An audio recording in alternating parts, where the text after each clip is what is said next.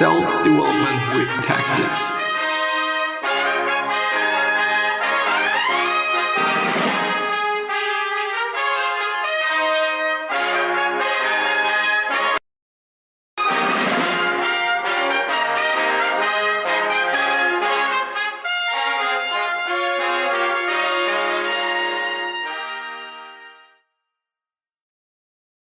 So, today we are once again gonna read the enchiridion by Epictetus, or enchiridion to be quite frank here. I think that I've started with 31 as far as I can remember, and or 36.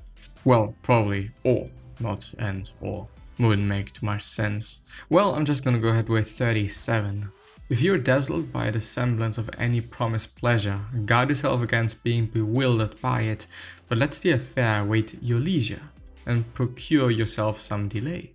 Then bring to your mind both points of time, that in which you shall enjoy the pleasure, and that in which you will repent and reproach yourself after you have enjoyed it, and set before you, in opposition to these, how you will rejoice and applaud yourself if you abstain.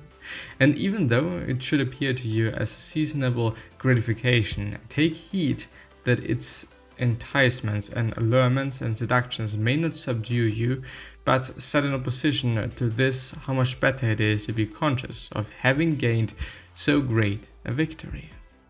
What I'm seeing there is, and I'm not clearly understanding it or not fully understanding it, but what I'm seeing or hearing here is being proud of the things that you have been able to achieve, opposed to just only being angry and pissed off and sad that you have not achieved what you wanted to, but actually also thinking about the things that you have indeed achieved and that you have indeed done, all the victories that you've had, all the great things that you did. We all did so many great things, we all accomplished so many good things, whether it is something major or something pretty small.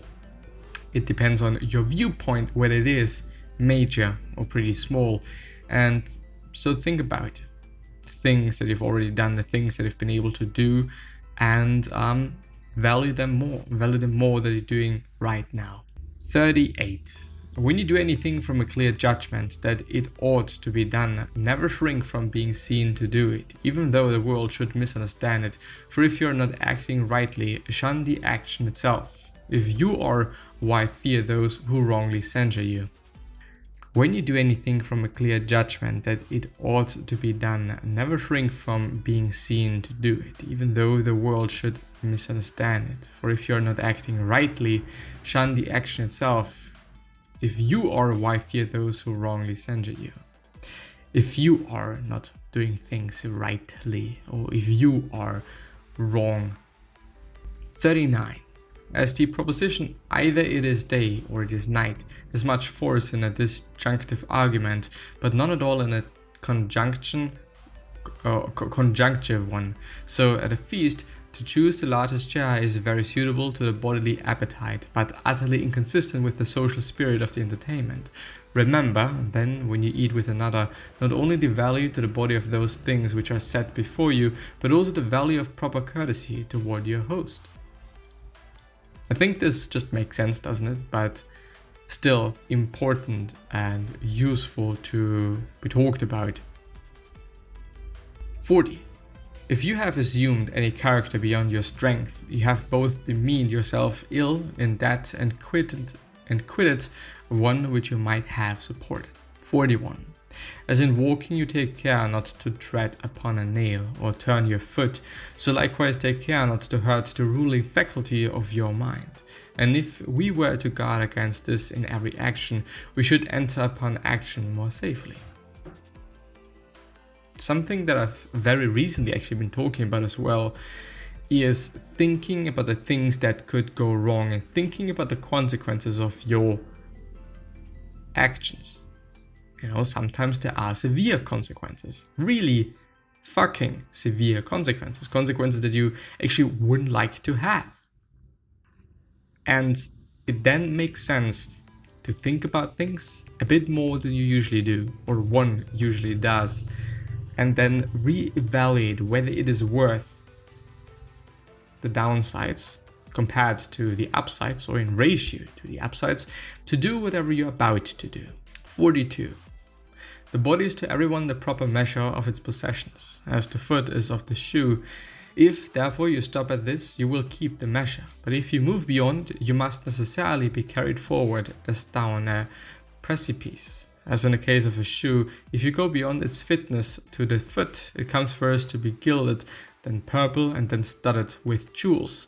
For to that which once exceeds the fit measure, there is no bound. Using things and or buying things that are useful for the purpose that you want it to be for, or which it should be for. Even though I don't really like should, because who says it, who makes up the rules and or who decides the rules. But well, it's it makes sense, it really does. But obviously, if people have a ton of money and they don't really know a better way to use it for, then they are just gonna buy some expensive things, and they then call it useful, or a useful quote-unquote investment, or whatever you want to call it then, a splurge probably.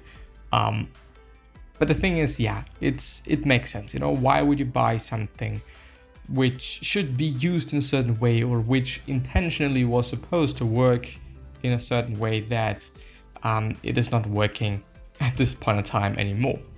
We could talk about ripped jeans maybe, or ripped t-shirts. It obviously depends on which purpose that you're giving clothing in general. But something that I immediately thought about, just buying something for the brand, even though it might not actually be that of a comfy shoe. You're buying shoes and you see this new Nike shoe and you think, wow, this actually looks sick, and it is a Nike shoe, it is a cool brand, and people are gonna see that it is a Nike shoe, and people are gonna be treating me differently because I'm wearing a Nike shoe.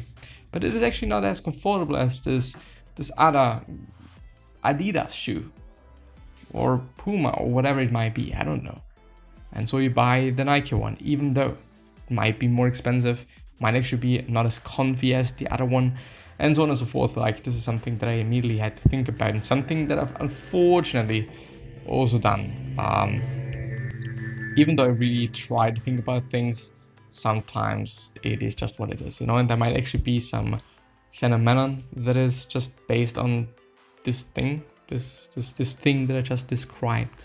Well, this would actually be 50. I kind of have a feeling that they skipped a few, because this is XXX, which is 30 and 7. Oh, no, it should be... No, it's not fine. 40, 39, 38. Well, not quite sure. Probably due to the fact that one is longer than one page. Maybe. I don't know. The 50th one.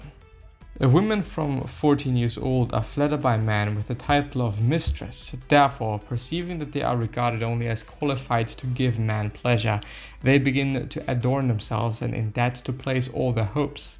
It is worthwhile, therefore, to try that they may perceive themselves honored, only so far as they appear beautiful in their demeanor and modestly virtuous. 14 years old. What is that of a fucked up thing? That's kind of insane, I'd say. But, things worked differently back in the days, and society was differently back in the days. It's been also, as far as I know, quite normal to have a young boy as some sort of a love relationship type thing. Really normal. But yeah, and I just don't want to talk shit. Maybe you Google it if you're interested in that stuff. But something that I do not really like is, first of all, yeah, okay, you're beautiful or not and whatnot, but one should really not put all his or her hope, or in that case her hope, into, okay, I'm gonna look beautiful and I'm gonna give pleasure to a man and then I'm gonna live my life as his fucking princess or whatever. No, just do something for yourself. Get a job, make some money, build something, make something out of yourself, and make yourself proud of who you are and what you're doing, essentially. 51. It is a mark of want of intellect to spend much time in things relating to the body, as to be immoderate in exercises, in eating and drinking, and in discharge of other animal functions.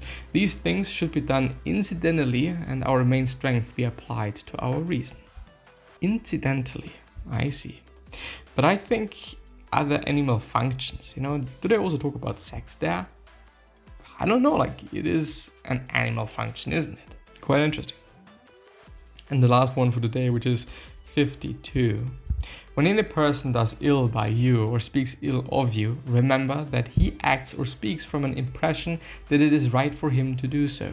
Now, it is not possible that he should follow what appears right to you, but only what appears so to himself. Therefore, if he judges from false appearances, he is the person hurt, since he too is the person deceived. For if any takes a true proposition to be false, the proposition is not hurt, but only the man is deceived. Setting out then from these principles, you will meekly bear with a person who relieves you, for you will say upon every occasion, it seemed so to him. Which makes things very, very, very calm and easy for oneself. Okay, somebody says that you're a piece of shit. Well, if this is what you think and this is something that is your truth and your reality, then so it be. This is what it is. I can't change it. It is something that you think, and I can't change your mind. It is not in my control. So why would I be concerned about it? And why would I waste even more thought power to that? Amazing, amazing, amazing page, amazing paragraph, amazing chapter. And on this high note, I'm willing to end the episode, and I'm going to see you the next time. So bye bye.